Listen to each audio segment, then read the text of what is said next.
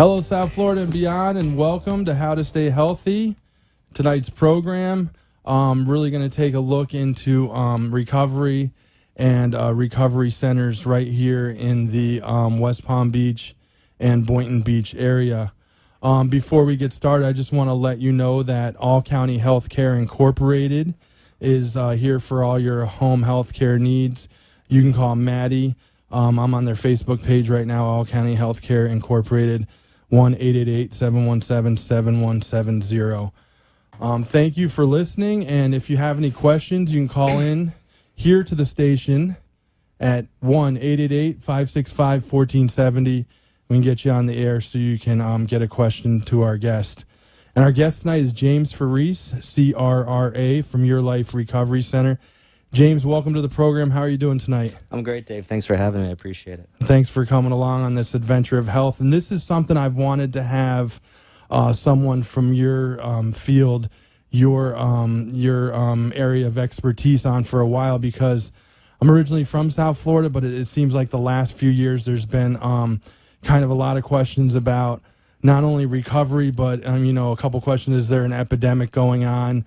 And I think you can help us at least wrap our minds around what's going on in our communities, not right here in South Florida, but I guess across the nation now. It just seems to be like right here is like ground zero. Yeah, absolutely. I'm from South Florida also. And, especially in the last, 5-6 years, there's really been a change in the landscape down here. There's been a lot more focus, not just from treatment centers opening up down here, but regulatory compliance. The government's looking at a lot of different agencies are looking at regulating this industry more. To step back for a second, and kind of talk about how we got here as far as this opioid epidemic in our country. I think we've been here for a long time. I think that unfortunately the issues of addiction and mental health have been kind of collectively as a nation, we've swept it under the rug. We haven't really dealt with it head on. Alcoholics Anonymous has been around since 1935, and we've had alcoholism long before that. And look at where we are today as a nation in 2017, still grappling with these issues. So, I appreciate, shows like this helping to spread awareness about these issues, and it's definitely needed. There's a lot of stigma in this industry. I know we're going to talk about that a little bit later, but definitely, you're definitely right. And I'm glad you mentioned Alcoholics Anonymous, because that is a great organization. I'm a former chef in this area, Palm Beach County, and I've come across a lot of friends who have been, faced addiction, and some of them actually haven't even, made it out of it. Let's just say that. But we'll go into that a little later. But Alcoholics Anonymous, I had one friend, he got his medallion, and I'm a writer now, that. We talked a little bit about that. So he asked me if I would go, and I went, and it was an amazing meeting. I had never been to an AA meeting. And then he got his medallion, and I was so excited. And then afterward, I was asking him, hey, I'm going to do a story. This is going to be great. And they showed me the steps. And one of the steps was kind of no media. We don't want to shine too much. We have a great achievement here, but we don't want to, kind of cash in on that achievement. I was like, wow. And then I actually looked into the big book and started reading it a little myself. And it's an amazing organization. I know they meet everywhere. I think we went to Our Savior's Church there in Boynton, right kind of by where I live. But I'm glad you mentioned that to start off as an amazing organization. I want to start out, I mentioned after your name, we're going to talk a little bit about your business, Your Life Recovery Center, but that CRRA after your name, James Farese, CRRA. Let's just start there. Can you tell the listeners what those credentials mean? Yeah, a CRRA is a Certified Recovery Residence Administrator. On July, this past July, there was a law that passed that overhauled for the state of Florida regulations regarding private treatment centers. And there's an organization that has kind of come about recently called the National Association of Recovery Residences. There's a Florida chapter. Their goal is to have a chapter in each state. So the Florida chapter is FAR, Florida Association of Recovery Residences, and their goal is to regulate recovery residences and sober homes. up until this point, they've regulated the treatment centers, right? The doctors, the clinics that actually provide therapy. But a lot of people in recovery are from out of state. They have nowhere to live, no money, no resources. And so you have a lot of these sober homes, recovery residences popping up, and they haven't been regulated up until this point. So, you know, a lot of people have been affected by these sober homes. They'll pop up in neighborhoods, and on my side of the coin, on my side of the fence, right? We you know, we think these community residences are great because they provide housing and care for people that otherwise wouldn't have it.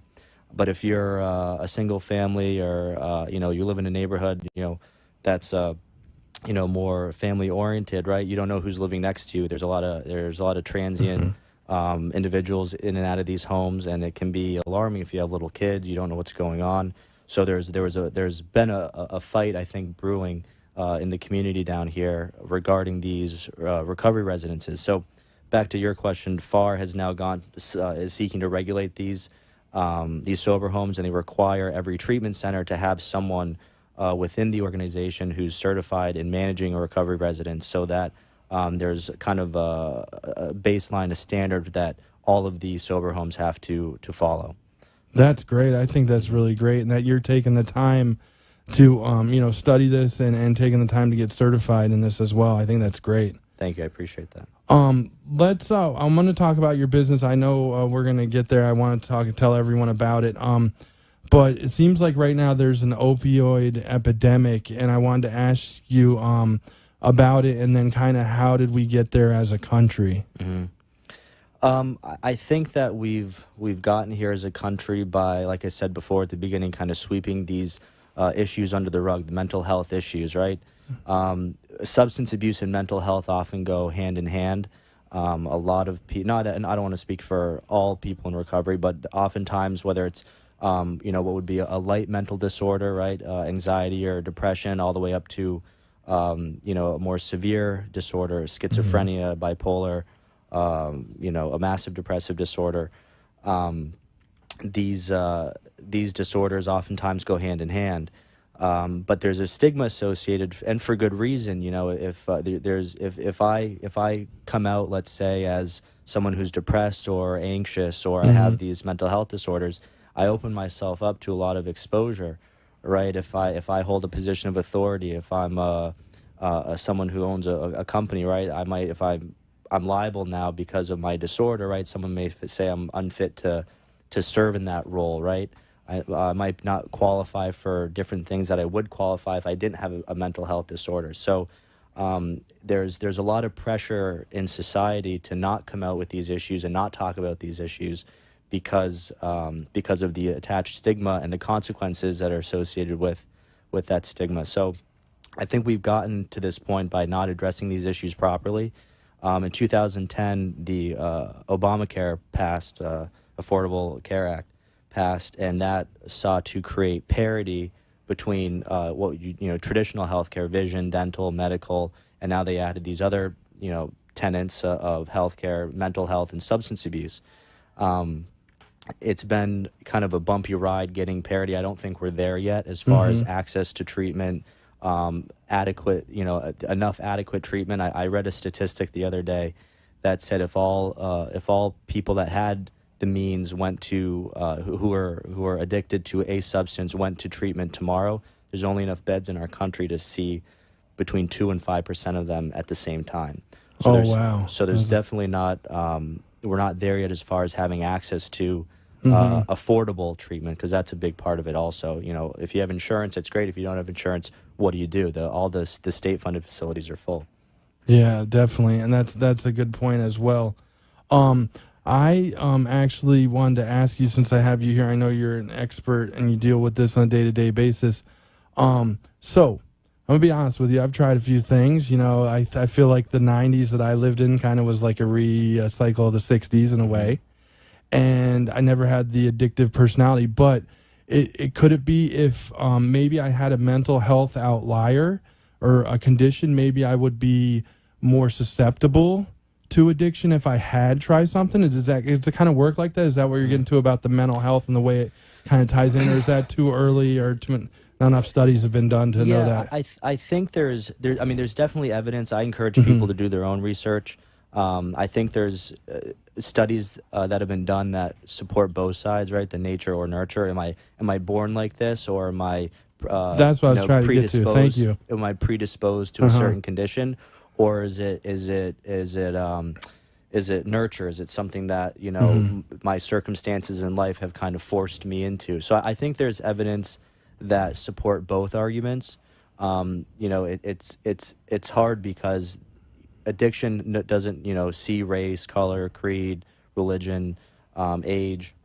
There's all different demographics that are affected by this disease, and we'll have someone that let's take someone with a mental health disorder, right? Let's say they're schizophrenic, right? Oftentimes when we interview our own clients and patients, they'll tell us, I started using because I couldn't cope. I was self-medicating because I couldn't deal with whatever the symptoms or side effects for my condition, whatever they were. But then you also have someone who's clean as a whistle till they're 45. They're a doctor, let's say, they get in an accident, they get prescribed Vicodin or Percocet, and a year later they're addicted and they lost everything. They're going to treatment. I know countless stories like that.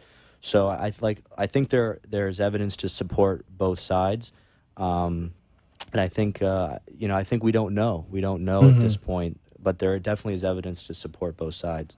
Yeah, I just wanted to ask you because it sounded like they looped in mental health with recovery in a way there, as far as the certifications and whatnot. But I think that definitely be a future radio show. We could probably do an hour on in the future. If you want to call in and talk to James Farese, CRRA, from Your Life Recovery Center, the number is 888-565-1470. Now, I want to take a kind of back cycle to alcohol. Alcohol is something I grew up around, had the sip of beer when I was probably 8 or 9 years old, sitting on my dad's lap, and then parents drank in the house. Never was really an issue. I drank early. I was drinking a lot by 16, to be honest with you. I had a fake ID and playing football and just kind of living the life. But the thing was... let's hold that thought, though. On the other side, we'll talk a little bit about alcohol rehabs here in this area, and a lot more about the stigma with addiction on how to stay healthy. How to stay healthy. It's a question asked by many people and answered by few. On How to Stay Healthy with David DePino, I'm going to bring you the latest in health news by interviewing top doctors from South Florida and around the world. Tune in on Fridays at 5:30 p.m., right here on WWNN Radio 95.3 FM and 1470 AM, the Health and Wealth Network, to hear the latest health treatments and my curveball question of the hobbies and passions in life doctors pursue when not providing medicine. All County Healthcare, Inc. is locally owned and operated, serving the Tri-County area, Palm Beach, Dade, and Broward counties for the last 25 years. The practice of medicine is changing dramatically. All County Healthcare, Inc. still does it the old-fashioned way, where our nurses and healthcare professionals come into your home to service your medical needs, providing you the fastest and best care possible. For more information, call 954-717-7027. And remember, Medicare Home Care is covered by Part A of Medicare with no out-of-pocket cost to you. It's your decision, and only your decision, on what healthcare agency you use. Call today. All County Home Health Care, Inc. at 954-717-7027. License 200999096. And now back to How to Stay Healthy, your weekly doctor's interview and prescription to better health. And we're back. We're here with James Farese, CRRA, Your Life Recovery Center. The number there is 561-877-4027. I know you're in Boynton Beach. You're also in West Palm Beach as well? No, or is right that now, future thing? Yeah, that's okay. That's down the line, yeah. Okay. Yeah. But you're in Boynton Beach right now? Yes, 515 South Federal Highway. Perfect, right there in Boynton Beach. I was getting into a little bit of alcohol, and I was kind of long-winded there. I had a fake ID when I was 16. Was drinking, pretty heavy on the weekends with my buddies playing football. And I always, I had a crew of women as well, young women hanging out, almost like the pre-college age, and then into college. And I thought we drank, pretty evenly. And I wanted to ask you today, as maybe that age or even into adulthood, do women drink as much as men? Are they drinking as much? I'm saying on a like a daily, weekly basis. I think that's a hard statistic to pin down. I can tell you from our own numbers, we have at least 40% more males than females in treatment, typically at any given point in time. But it's hard to gauge, again, going back to the whole stigma, piece of it. It's hard to gauge because, if you go back and talk about, well, who is an addict, right? If you check 4 to 5 boxes, does that make you an addict, right? And I think that it's hard to tell because a lot of people don't want to come out, right? If you're holding a job and you're doing everything like right, quote unquote, that you should be doing to be a productive member of society, paying the bills, right? Yeah. Well, I'm functioning, so am I really an addict? If I know I drink 8 beers every night, or I know 10, there's a problem there, but am I an addict? right? Yeah. And so my own personal definition of that is if because everything's on a case-by-case basis. I can't speak for everyone, but if you're not living your life to your full potential because of a substance, I think at that point you are an addict, right? If that substance is contributing to your life in a negative way, that's the point in which you become, you can be classified as an addict, right? A lot of people disagree with that because they're saying, well, I'm holding a job and I'm still, paying for my kids' school, or I'm still, performing all of my quote unquote responsibilities. But, are you coping with, those stressors in a positive way? So, but to answer your original question, as far as women and men, I don't think there's a way to know because until someone actually seeks help and enters treatment, we don't really have a lot of data on that. And if we do have data on it, it's hard to know if it's accurate because a lot of people don't want to come out about that information. So it sounds like there's still so much more data and research to be collected in the terms of addiction and recovery. Oh, absolutely. Oh, wow. I think that there's a lot of work that needs to be done there. I think that we don't have enough data like we do in other parts of the medical community, whether it's traditional healthcare. Definitely. So I think that there does need to be more research done. We obviously haven't found a cure for addiction, right? There's a lot of methods out there and a lot of approaches to treatment. I know I'm seeing a lot with the brain, that one commercial, I won't mention who. And then also I work in healthcare, as you know, and I know a lot of neurologists are looking into deep brain stimulation for obesity and also addiction of programming the brain. But I know that's a little ways off because it's going to have to be clinical trials and... Yeah, I'm not a neuroscientist or a psychiatrist, but I from the research that I do on my own, I think we've barely begun to understand the brain. I think there's so much that we don't know, and because a big piece of addiction is psychological, I think there's a correlation there for sure. Now, you mentioned substances before, and I want to know from your Life Recovery Center, what kinds of addictions do you guys treat? I'll start out opiates. I think I said injectables before. I'm meaning heroin, but that's an opiate. Cocaine, everything. Even I had an instance where I saw someone huffing a computer cleaner over in the Walmart parking lot, and as I was walking into Walmart, I saw them drive into a light pole, and then of course the police were luckily there within a couple minutes. I think he survived. But I mean, are those some of the things that you treat? Opiate addiction, that kind of thing. Yeah, most we would classify them as substances, right? So it's substance abuse treatment. Okay, substance. Right. So whether that's alcohol, whether that's heroin, whether that's cocaine, there's different classifications. Whether it's an opiate, that could be heroin, that could be there's other drugs out there now. We even saw bath salts a little while ago. Carfentanil are being produced massively synthetically. Which they're putting into other things. Like I even saw that horrible story out of Miami about how they put in marijuana and a 10-year-old got his hands on it. But like they're putting fentanyl and that carfentanil and everything to, I guess, make people higher, I guess. Is that the way of... Yeah, The numbers that I've read on carfentanil, it's 100 times stronger than your average dose of street heroin.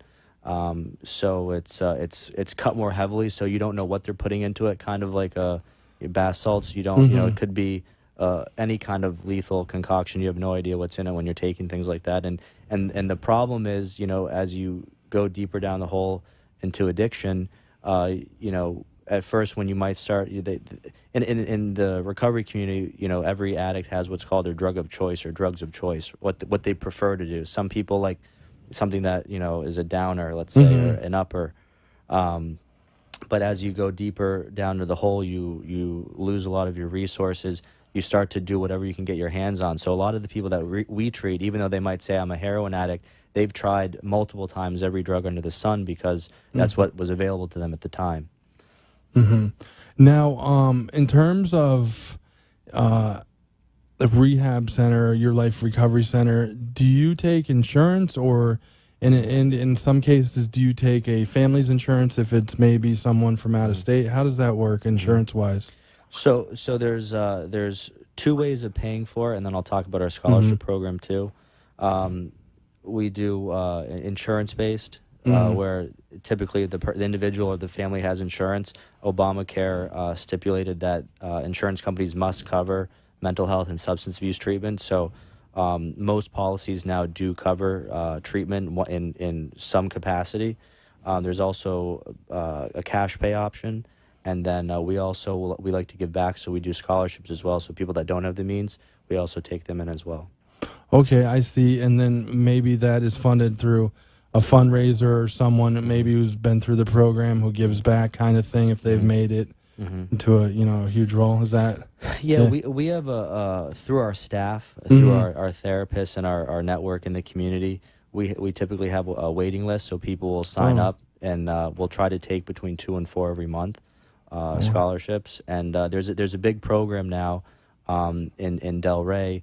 Delray, the police department was actually the first police department in the country to do this. They actually hired a social worker that's working with treatment centers in South Florida, looking to place people off the street into treatment.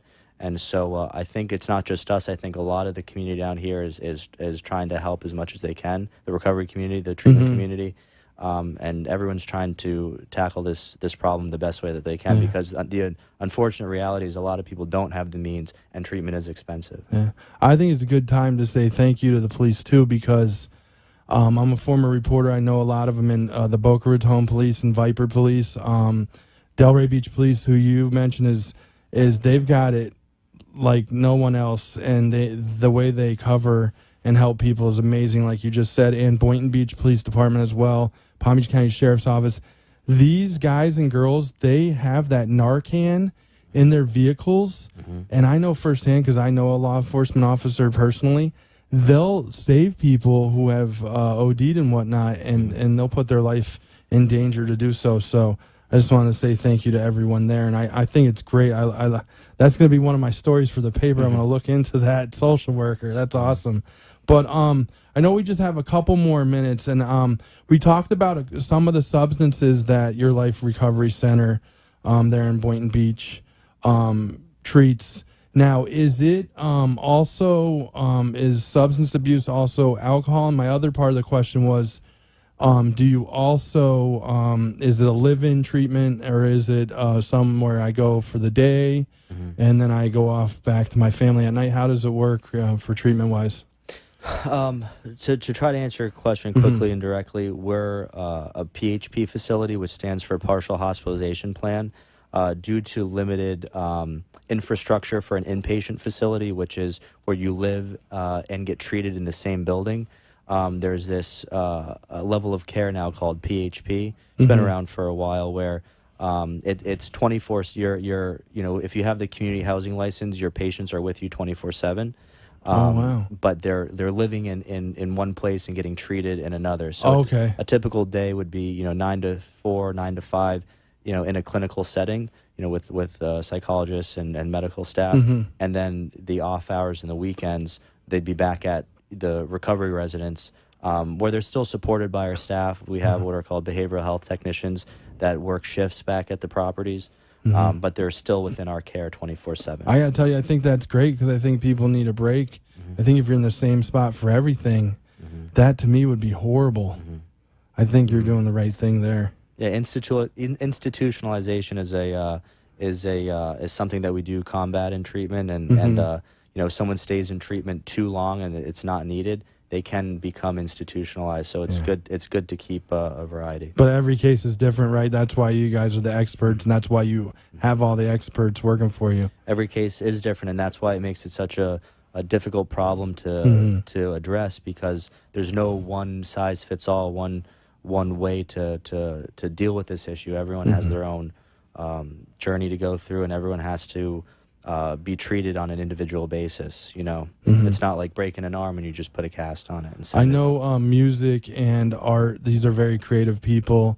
Is something that when they have gotten clean, that they really go into. Just briefly talk about that. I mean, the creative side. Like once they're a little bit better, you've made that treatment the first step. Right. I think that. There are a lot of creative people that are in recovery. I think also, though, that you have people in recovery from every walk of life. You know, we have, you know, the guy that was a jock in high school, the girl that was in drama, the guy that, you know, is a hustler, an entrepreneur, the person, the girl that's an athlete. We have all these different personalities in treatment, and like I said before, addiction doesn't see gender or anything. As far as who it affects everyone in one way or another. Well, thanks for coming on the program. I think I could have you on again. We could go an hour instead of half hour. Absolutely. Thanks for taking the time, I appreciate you having James. us on here and helping us spread awareness for this issue. I appreciate it. It's James Farese from Your Life Recovery Center. Thank you. For a prescription to better health from the top doctors in the medical fields of cardiology, neurology, orthopedics, sports medicine, and primary care, join us each week on the How to Stay Healthy show.